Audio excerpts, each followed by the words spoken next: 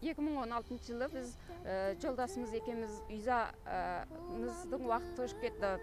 Азаматтық аламыз деп жүргенде бізге сотталмаған қағазын әкел деген кезде айтқан кезде біз сотталмаған қағазды ала алмай жүрдік. Сонымен виза уақытымыз тош кетіп, Қытайға 5 жылға сотталуға кетіп қалдық. 2016 жылдың желтоқсан айы болатын жаңылмасам.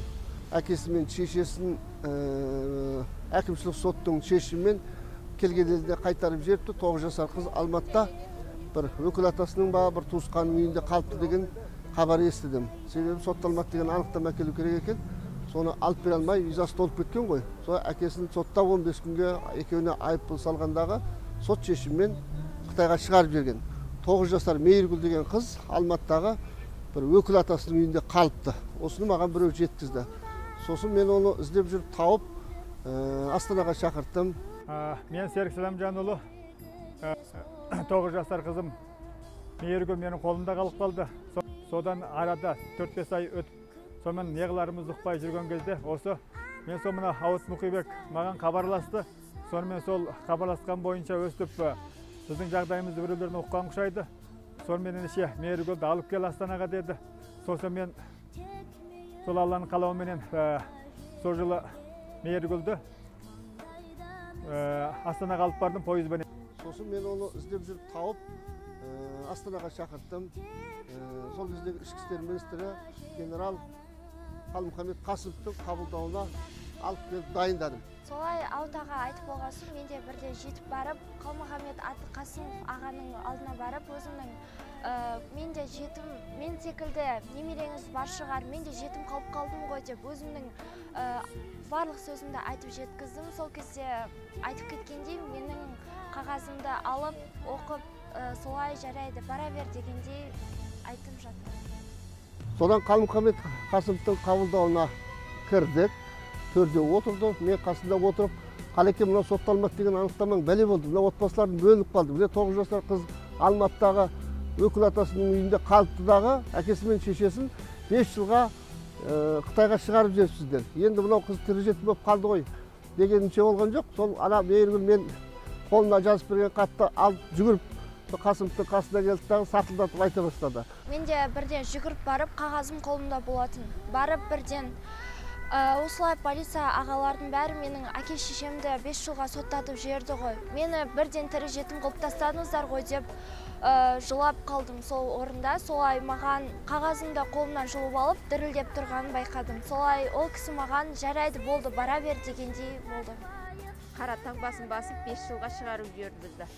Сосын біз тағы да осы жақтың сотында 32 мыңнан штраф пұлымызды да төледік. Жолдасым 15 күн қамақта жатып шықты. Сонымен біз қара таңбасын басып бізді Қытай еліне қайтарып жіберді. Қызым Мейіргүл өкіл әкемнің қасында қалды, 9 жасар қызым. Сонымен біздің отбасымыз екіге бөлініп қалды. Жасар қызыма мен жете алмай, 9 жасар қызым үйге өзім қасыма жете алмай, бір отбасымыз екіге бөлініп қалды. Кішкентай қызымның артында қалғанын не қылып, қатты жүрегім ауырып, күнде жылаумен оның үстіне өзім ауыраяқ болатынмын. Бір күні өзім азаптанып отырсам, телефон келді. Ауыт ағаның өзінен келді о кезде. Сен Мейіргүлдің мамасысың ба 9 жасар деп. Иә деп сөйттім. Десем, сен бүгіннен қалмай сен Үрімжідегі консулханаға бар. Ертең сенің визаңды ашып беруге даярмыз. Егер сені қабылдамай жатса, сразу маған жұмысқа шығасың. Мен саған көмектесетін адам болам. Менің аты жөнім Ауыт болады деп маған аға таныстыру берді өзінен. Содан мен Үрімжі консулханаға барып, болған жағдайдың барлығын айтып, қара таңба басылған паспортымды алып барып, неған едім, бір күн тағы тоқтатып қойды о жерде. Бір күн тоқтатып қойып, сізді кім шақыртып жатыр, сіз кім арқылы келдіңіз деді. Содан кейін сіздер барлығын өздеріңіз анықтап шығыңыздар. Маған Астанадан Ауыт деген кісі хабарласып отыр. Сол Ауыт ағаның жұмысымызды шешіп беру көмегімен міне біз келіп отырмын Үрімжідегі консулханаға деп, Үрімжідегі консулханадағы барлық кісілерге айттым. Деген едім, әгі жерде бір аға шығықты, Асқарбек деген кісі шығып маған көмектесті. Жарайды, саған кеше ғана бізге осылай түсті. 9 жасар қызыңыз Қазақстанда қалып қапты өкіл әкеңіздің қасында. Сонымен сіздерге осылай көмек жасап жатқан Ауыт деген ағаңыздың атынан келдім деп бір аға көмектесті. Сонымен бізге қайтадан Қытай елінен қазақ еліне көмек қылып, біз 2016 жылы 12 айдың 23 күні визамызды ашып қолымызға берді. Сонымен 24-ті біз Қазақстанға қайтып келдік.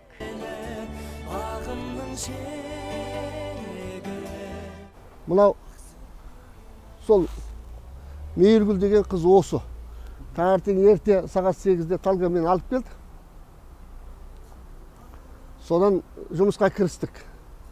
Мейіргүлге хат жазып беріп, осылай әкем мен шешемді милиция 15 күнге соттап, Қытайға 5 жылсыз келе алмайтын етіп шығарып жерді. Құрметті Қалмұхаммед ата, сіздің полицияларыңыз мені тірі жетім қалдырды. Менің әке-шешемді әкеп беріңіз. Сіздің де мен сияқты немереңіз бар шығар деген сөздерді жазып, Мейіргүлге жаттатам ғой. Сөйтсем бұл қыз жаттамайды, алаң етіп, ата Бәйтерекке қашан шығамыз дейді. Қайдағы Бәйтерек? Әкең мен шешең Қытайдан келе алмай жүрсе, Бәйтерек қайда? Мына сөзді айтасың деп, Қалмұхаммед Қасымовтың суретін шығарып көрсетем ғой Мейіргүлге. Мына кісіге айтасың, осын жақсылап отырып айтсаң, әке-шешеңді Қытайдан әкеп береді деп сөйтіп. Содан қайттан тағы жаттатып жатыр. Жаттай алмайды. Бір заманда айтады, ата қарным ашып кетті дейді. Соны бесікті талып мәнт әкеп бердік. Оны Мейіргүл жеп алды да сонымен тартылдатып, жаттап, сөзімізді дайындап, сағат 10-ның мөлшерінде Қасымов келді. Соны қабылдауға кіргізем ғой. Соны айтып жатырмын. Құрметті Қасеке, мынау сотталмады деген анықтамаң бәле болды. Отбасылардың бәрі бөлініп қалды. Анау кішкентай 9 жасар қыз Айдалада қалыпты деймін ғой енді. Алматыда қалыпты бір жамағайын туысының үйінде. Әке-шешесі 5 жылсыз келе алмайтын болып шетелге шығып кетті. Сондықтан мынау сотталмады деген анықтаманы жоғалтыңыз деп мен айтып ауыз жиып болғанша анау жақта отырған Мейіргүл жүгіріп барып, Қасымовтың қасына барып мен үйреткен сөздерді тартылдатып айтып жатыр ғой. Құрметті Қалмұхаммед ата деп бастады. Менің әке-шешемді сіздің полицияларыңыз шығарып жіберді. Мені әке-шешем Қазақстанға қазақша оқытам деп әкелген. Мен тірі жетім қалдым ғой.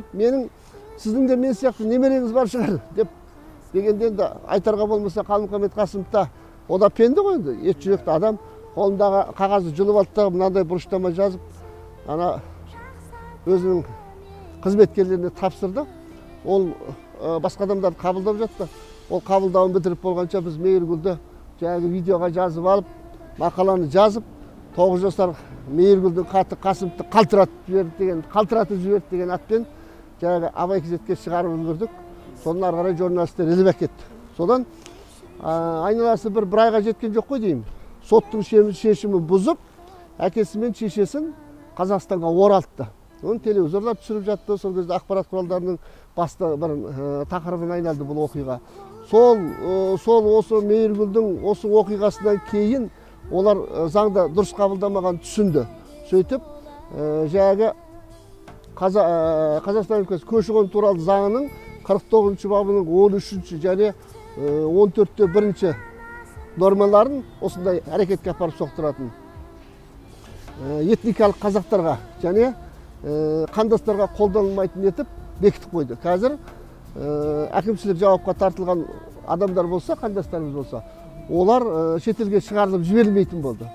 Тек қана айыппұлменен жазаланып, ары қарай тұрақты тіркеуге отырып, азаматтығын алатын жағдайға жеткіздік. Сол Мейіргүліміз міне сол кезде 9 жаста болатын. Қазір қанша келді? 16-ға. Нешінші сынып оқисың? 9-шы сынып оқып жатыр екен. Мынау атың кім дедіңіз? Әмірбек деген балапан сол кезде Қытайға барғанда сол мамасының ішінде келіп, ошақта туып, міне әпкесінің артынан құлдыраңдап еріп жүріп, бақытты отбасы дегеніміз осы болды. Сондықтан біздің заңдардың бәрі осылай қисық қабылданған, адамдардың тағдырын, отбасыларды, адамдардың тағдырын талапайға салатын заңдар әлде де толып жатыр. Біз Құдай бұйырып мен көпшілік қолдап, мәжіліс депутаты болып жатсам, әлі бұндай қисық заңдардың талайын түзететін боламын. Ал, не айтасыздар? Қалай, өмірлеріңіз қалай? Сіздің арқаңызда көп рахмет. Не жасап жатсыз? Не жұмыс істеп жүрсіз? Медицина. Медицина. Сіз ше? Емханада. Емханада екеуіңізді. Сіз оқып жатсың. Ал, сен не істеп жүрсің? Қайда оқып жатсың? Жақсы. Aman bolayık bärimiz. Vay, rahmet, Otbaşlar, rahmet otbaşlar endi, bölümdösün. Meýirgül jakşı okup, sen de zanger bolgan, osu Meýirgüldiň zanger bolganyny kalaýt dedim. Özünün sol tuğus tuğanlarından bastap bütün Kazaktın müdösün korgaytın, zangdyk müdösün korgaytın zanger bolganyny kalaýt dedim. Aman bolayık. Jakşı günderde кездеше bileýik. O jakşı mineki hazır endi mine. Özüňiň osu arkaňda kançama osu mineki özümüzdiň mineki balalarymyz otbasy bilen kawuşdygynyň arkaňda mineki dünýäge kelip jatyr ämirde pişken bir balamyz. Bugünkü jagdaý endi sol muna Nawruz aýy goý mineki. Nawruz aýyna körşü golaňdarga tuğusturgandarga bir bas gosup bir Nawruz sogum tamagyn awusun diýek dep, onaň asasy Nawruz tamak berek dep Nawruz ötküzüp atyrmyz askanada. Mineki sonmen birge mineki özümüzdiň ultdyk dasturymyzdy endi çalgastyryp degen şeýle körşü golan tuğusturgandarga bir Nawruz tamak berip atyrmyz. Sogum tamagy bir jagyndan ýa. Sonday bolsa geljekde tuğusturgandarymyzyň basyň gosup bolsa Nawruz tamagyn berip atyrmyz restoranda. Sonda jakşı gündördi köşüp atyrmyz. Elge geldik. Осы eldiň arkasynda